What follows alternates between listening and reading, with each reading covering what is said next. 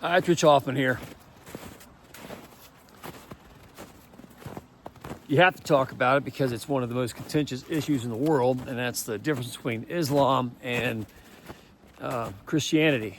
The fundamental essence of why the two religions are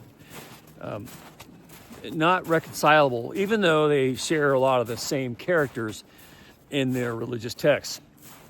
The issue comes down to one that I think has not been properly explored because we haven't yet kind of developed the science to understand it. Yet you get these things through historical legacy without really knowing why the meanings have come down the way they were and what the political intentions were behind those meanings. So in the field of archaeology, just because you don't explore something, just because you don't have a scientific method to get you where you need to go, that doesn't mean that because you lack evidence, because you didn't look for it, or because you don't have a scientific means of achieving the evidence, that doesn't mean that a line of thought should not be explored. You can't sit around waiting for evidence to just drop in your lap. We kind of live in a time now where the expert class, the administrative state types, think that if I don't do it, if I don't see it, if I didn't participate, then it doesn't exist. In order for something to happen, I have to validate my authority to it before it can become tangible merit. The field of archaeology has not been around very long. It's only a century old, really, and it started off pretty rough and tumble by a lot of adventurers and eclectic explorers, and has then been taken over by the administrative state. And I think it's great that archaeologists and scientists and anthropologists do the kind of work that you need done to collect information, but we haven't nearly collected enough information to make substantive points about the human race and where it's going, where it came from, and all the things we need to know about it as far as managing our religious and political affairs. So on the issue of Islam and Christianity, of course, there's other religions, Hindu and Shinto Buddhism in Japan. No matter where you go, you find these threads of thought, but there really comes down to two essential ingredients that put them in conflict with each other, and that is Islam and Christianity. And again, source material being a lot of the same characters, like the Adam and Eve story, but fundamental differences in how they are approached. And ironically, I would say that the answer to that question comes from, I live in Ohio, I'm in Cincinnati, and just to the east is one of the most important archaeological spots in the world, and that's Serpent Mound. And the reverence that was paid towards Serpent Mound, who built them, why they built it, in reverence to a serpent. And of course, if you do all the astrological alignments, you find that the constellation Draco plays a huge part in it. Why Draco and what's going on with all of it, which then comes back to this whole idea that there was a global culture, global in that they traded and had communications and had similar modes of religious experience all over the world more than 10,000 years ago. So we have a line of thought that says, some scientists came along and said, hey, we have a theory about how North America was settled through some sort of diffusion across the Bering Strait, and it was primitive Stone Age people gradually progressed and developed ideas, and gradually we went from huts to houses. And we have a linear progression of human development.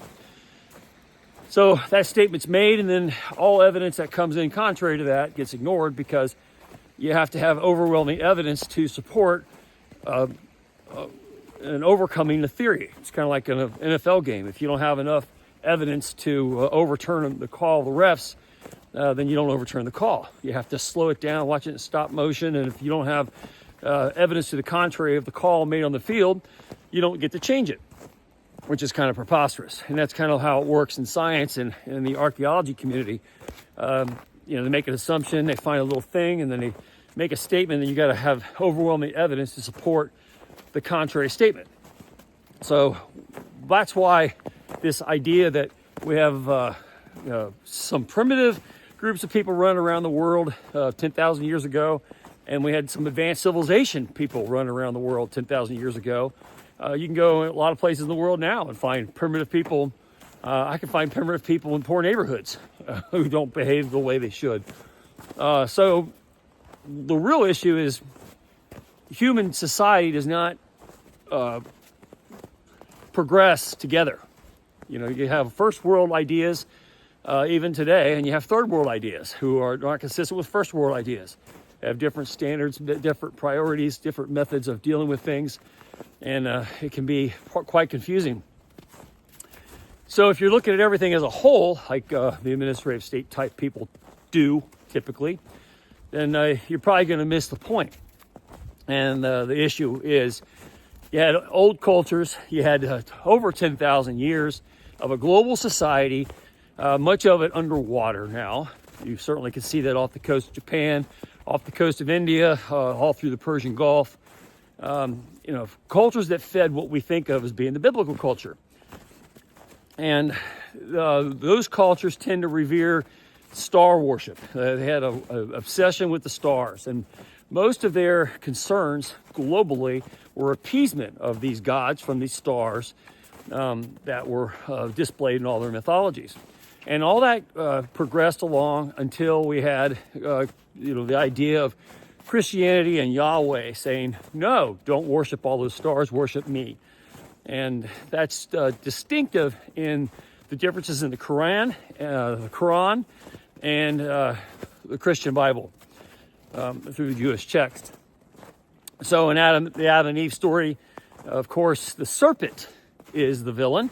The serpent is the one that gets you cast from the garden, from heaven, gets you thrown out of paradise. And then, of course, in the Quran, it's the devil.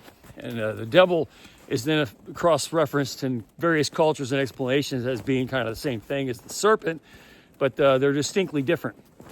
And the two different approaches using the same characters tells you about one culture clashing with another. Now, if you look carefully, Islam is carefully sort of in the same ballpark as the Arabs, Mesopotamia, the Near East, migrating up against the Hindu cultures. That's why they're always at war, because they have different versions of how to serve the serpent, the global serpents, the old gods, the old culture. And you don't see the truth for it just because they changed some of the names. You don't see the reverence for defending the concept of the serpent until you get to a certain point in history where you had a rebellion against the serpent, which is what Christianity became, which is what Yahweh was affirming. And that's why even to this day, it really goes back to that first book of the Adam and Eve story in the Quran and the Adam and Eve story in the Bible, where the serpent was the one that tricked everybody, which the serpent is the previous global culture that went on for tens of thousands of years, likely, probably be predating the Ice Age period. And the reason we don't know much about them is because we're not looking where they were, which is at the previous water levels, sea levels. We ignore the evidence, or we don't go look at the evidence because we don't have the money or the time or the wherewithal to overcome a previous theory that the Earth is only 5,000, 4,000 years old, and everybody in it evolved along a certain line of trajectory, and that Stone Age people came into religion through a certain means, and we're going to defend that theory till the end of time. When the truth is that we had a rebellion against the serpent worship of a global view of things. That's what you see in China. That's what you certainly saw in Japan. These serpents, sea serpents, all these monsters at sea that are serpent-like. These are the previous age of the gods, 10,000 BC and before, that are passed down through oral traditions, and people eventually wrote them down. And anything that did last didn't. The evidence is hard to come by because it's so old, and we have an assumption that prevents us from doing the proper analysis of how old should things be, and the things that do come up that fall in that fossil record that are old, we sort of regard as a mistake, when it truthfully wasn't, and we just assume that we have it all figured out, that this all happened in a very linear way. But what really was going on is the Christian movement came along, the Jewish tradition of writing these things down and telling stories from the point of view of a rebellion from Yahweh against this global order, this council of God idea, where Yahweh took over and dominated all assumptions previously with a rebellion against the snake instead of reverence for it, which you find everywhere. You find it in Native American cultures. You certainly find it in all cultures of prehistory.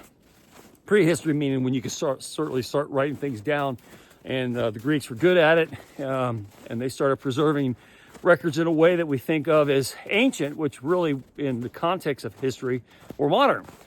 You don't. It just so happens that their preservation was so good that we have a window to it, and we think that's all it was, when it was just part of something that had long been going on for a very long time. And we're going to eventually figure out that our societies were much older than what we thought they were, and we've been going through this FICO cycle of constantly reoccurring themes. But the difference this time was that we had a rebellion against that for wherever it came from, or wherever these global communities had this reverence and this very complex mathematics that were wrapped up in our pyramids and mound building cultures all over the world that are all the same. How they acquired all this advanced mathematics is you have a technology obviously that existed that allowed them to move around all these big rocks and stones and build monuments that are bewildering even to modern methods. We're seeing a technology that probably came and was here and was advanced in different ways than we're advanced now. They had different priorities, but they had certainly a different line of worship, and that is a reverence to the stars, and particularly the constellation Draco. Sirius comes up a lot too. But they built all these alignments for whatever reason they were doing it. That was very complicated, and it was global, and it was not regional, and it predates even Mesopotamia. And where's the proof? I'd say the proof, you got to go diving to where the previous ocean levels were 450 some feet below what they are now. And the previous coastlines, where all the prime real estate was, are now underwater. That's one reason I think it would be great if the United States would make Cuba a state again, because off the northern tip of Cuba is several interesting regions that probably show pyramids and temples that are underwater that were previously above water. The landmass that went from essentially Cuba to the Bahamas to the Yucatan Peninsula all the way into Florida. And the reason why we have stories of the Fountain of Youth being in Florida all traced back to this old mythology that we're still looking for the evidence, because you got to look where the evidence is, not where you want it to be, or don't have the funds or the wherewithal or the political will to find it. You can't just close your eyes and say it doesn't exist.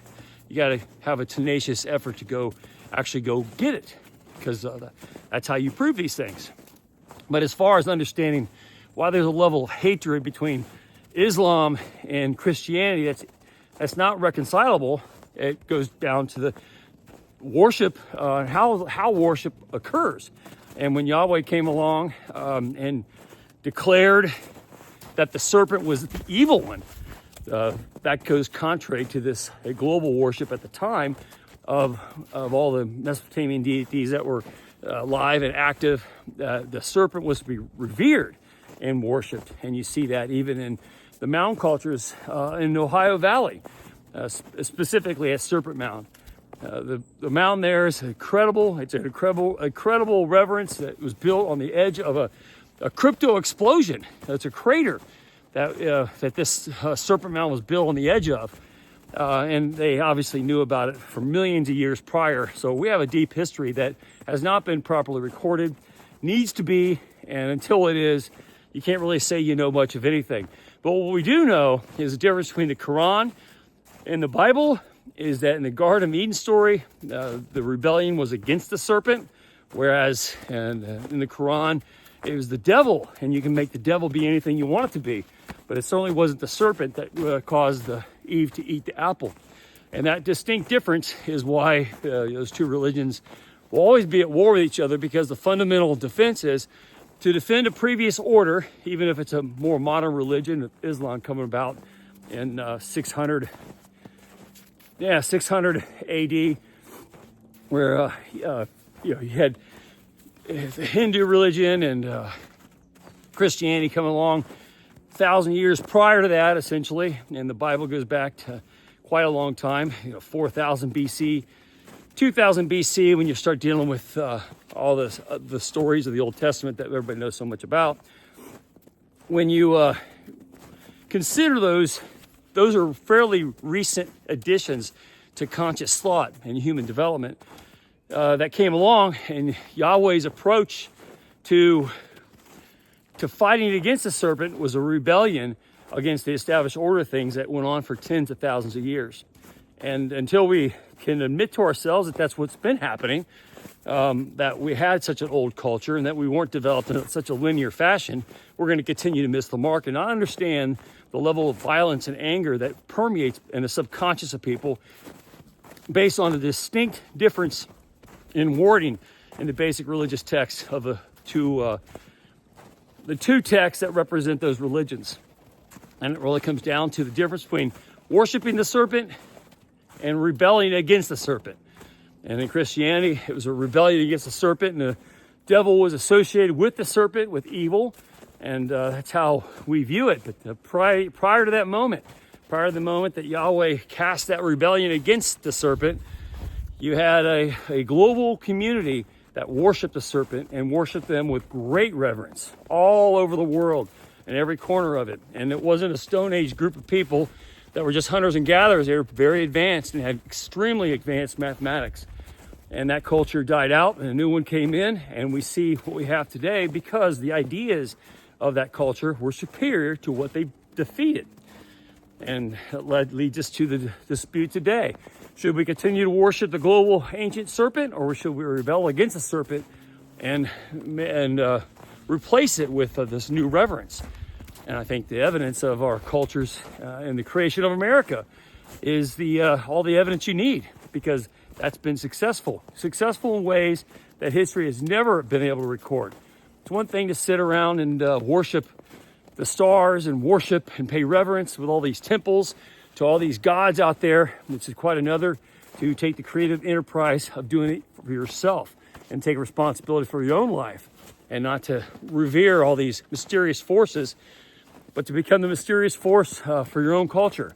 And that was the decision that was clearly made in Christianity, in the Jewish faith, and in the context of the Bible, rebelling against the serpent, and why Eve was cast from paradise, and why we had to return to paradise by rebelling against the serpent and becoming self-assertive in our proclamations of the battle between good and evil. And to embrace eternal life for the first time in a way that actually worked and wasn't just appeasing the gods of the stars for our sustenance and way of life, and putting all of our energy into that worship, which proved to be disastrous. There was a rebellion for a reason, and that rebellion has been very prosperous for the human civilization since it was created. And I think there's a lot to be learned there, but to go back to the old and continue to do this worship of the serpent as clearly is part of the dispute with Islam against Christianity, but it's also all the global cultures that worship dragons and serpents and these cultures that have been global for over 10,000 years, probably much longer than that. And the rebellion that occurred just a few thousand years ago with Yahweh rebelling against the idea that the serpent was to be worshipped, we've been much better since. And the battle will continue until we admit that to ourselves. And that's where we stand. Anyway, it's Rich Hoffman here. Share, subscribe, make tomorrow a better day. If you ever read my book, Gunfighter's Guide to Business, I think you'll love it. Anyway, have a good day. See you later.